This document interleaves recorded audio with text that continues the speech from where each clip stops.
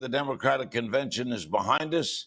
The GOP is now underway, and we'll start with progressive political commentator and host of the podcast, the Bill Press Pod.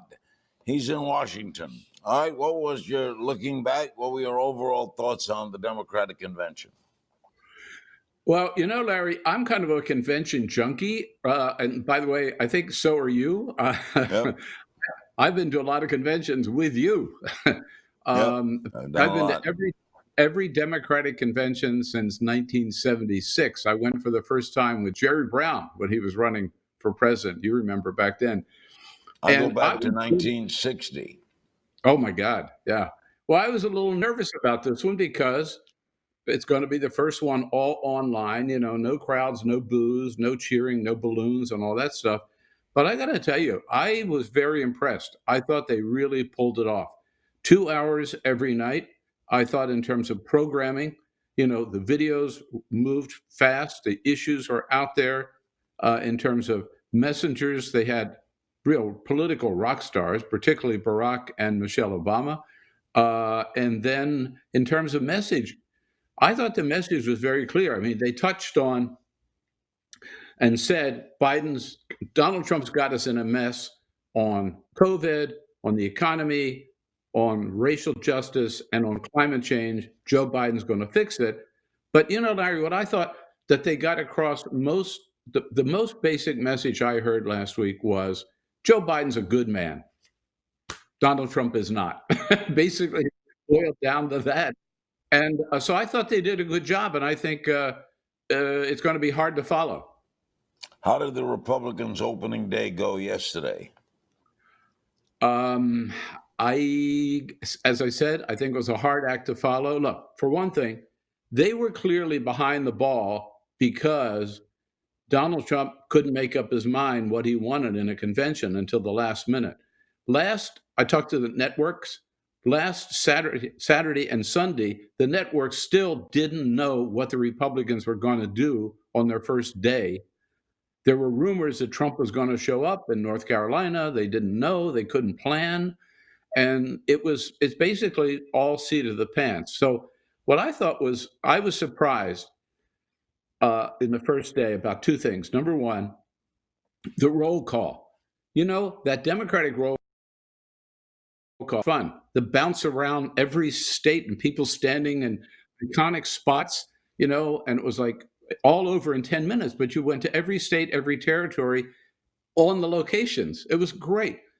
The Republicans instead decided to have the same old, boring people standing up at a podium and casting their votes for Donald Trump. And they did it in the middle of the day when nobody was watching. Donald Trump even complained he tried to see it on Air Force One and nobody was carrying it.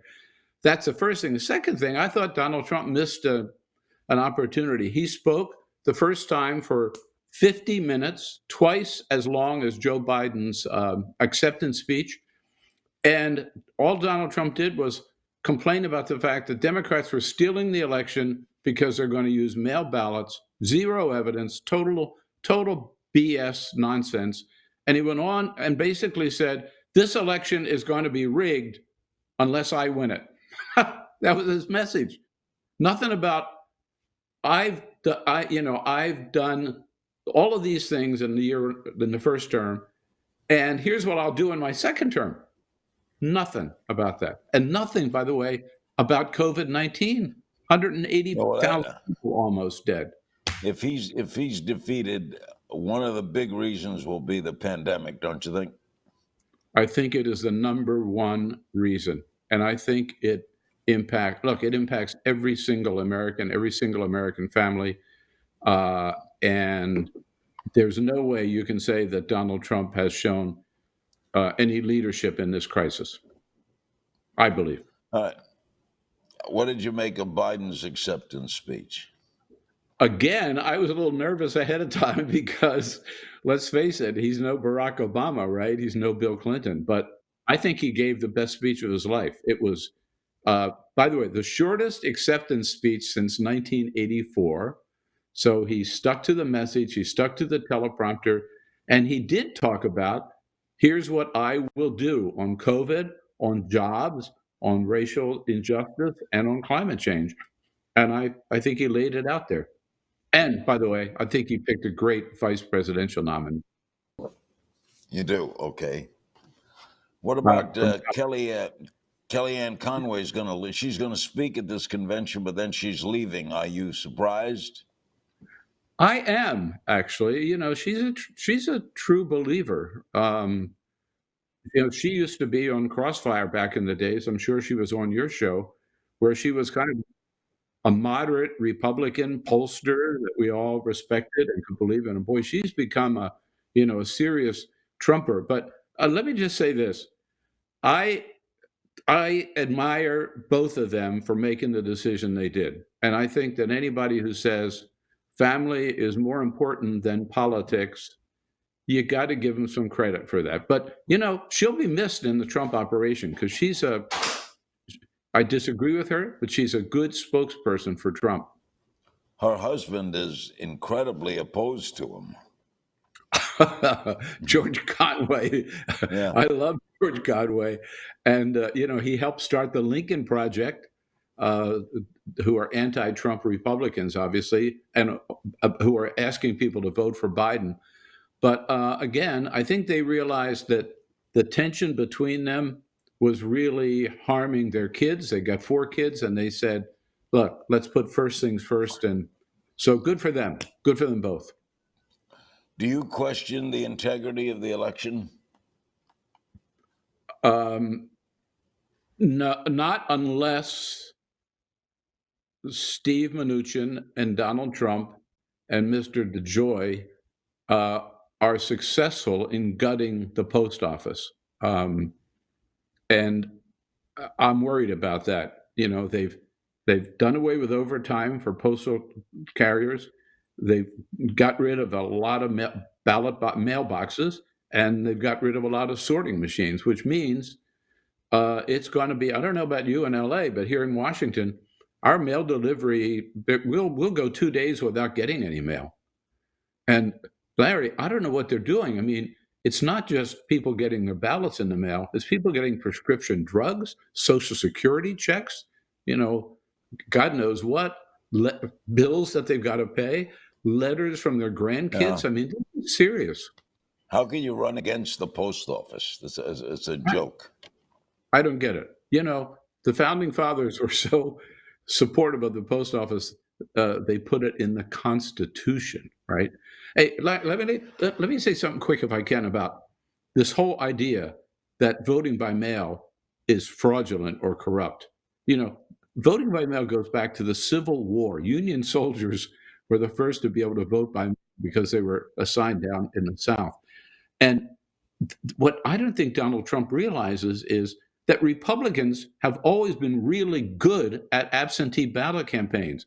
I was, as you know, Democratic chair of California at one time. And the thing we worried about was the Republicans would get all those absentee ballots in. They know how to do it. So we used to have to go out and knock on doors on election day to make up for that. So if he's able to squash absentee ballots, it's going to hurt Republicans, I believe, more than Democrats. The arrest of Steve Bannon. Surprised? It was delicious to me in so many ways. Not surprised, really, because I always thought he was all about himself. I didn't think he was about stealing money to line his own pockets. But you got to admit there was something ironic about the fact that while Donald Trump is going after the post office, they were postal inspectors who arrested Steve Bannon on the luxury yacht of this exiled Chinese billionaire. I mean, you almost couldn't make that up as a Hollywood movie, Larry. Yeah, I don't know what happens. And Donald Trump, of course, says, Steve who? Oh, yeah, I know. Amazing. We got Michael Cohen's book coming September 8th, and then a week later, Bob Woodward's book. Do you expect to have any effect on the campaign? I don't think it will have any effect on the Trump base, right? The Trump supporters. maybe on some independents. I wonder seriously what impact any of these books have. You also have John Bolton's book, which is devastating. You've got Mary Trump's book, which is unbelievable, and now you've got Trump's sister, Marianne Trump Barry, saying that Donald Trump doesn't have any principles and just cares about himself. So I think basically what these books do is they solidify the Trump opposition. They don't impact the Trump base, maybe shift a few votes in the middle. But this election is not going to be decided by any of these books, Larry. I think you're right. It's going to be decided, I believe, a referendum on how Donald Trump has handled COVID-19, period. Did he mention it all yesterday? Barely. I thought that was really 50 minutes. We're in the middle of the worst, most serious public health crisis in our history. And the only thing Donald said about it was, just think, we saved millions of lives. Millions would have died if I hadn't stopped people coming here from China. Well, as you know, 40,000 people came here from China before he issued the travel ban. But also, he just ignores the fact that as of today, it's probably 180,000. It was 179 plus the last time I looked. 1,000 people, Americans, have died from this disease. And what did Donald Trump say about it? He told Jonathan Swan of Axios, it is what it is. I mean, As no a empathy. Democrat, are you worried about November 3rd? Yes. I'm worried for our country, actually. I really do think we've survived 4 years of Donald Trump. I think that another 4 years would destroy our basic democratic institution, as Barack Obama said, our democracy. And I got to tell you, Larry, I know some Democrats didn't like seeing so many Republicans at the Democratic convention, but I thought to have Colin Powell and John Kasich and Meg Whitman and Susan Molinari, Christine Todd Whitman out there, and then yesterday to have Jeff Flake and over 24 former members of Congress, Republican officials, come out and say, not just we're not voting for Trump, but we're voting for Joe Biden. I think that's pretty significant. And I'd be willing to, we'll talk again, I know, but I'll bet you you're going to be more big name Republicans, maybe some former Trump cabinet members come out for Joe Biden. Maybe even Mitt Romney. Watch that. Maybe. I would say maybe even George W. Bush. Yeah. Bill, thanks so much for your time. We'll talk to you again in the months ahead. Hey, Larry, always good to be with you.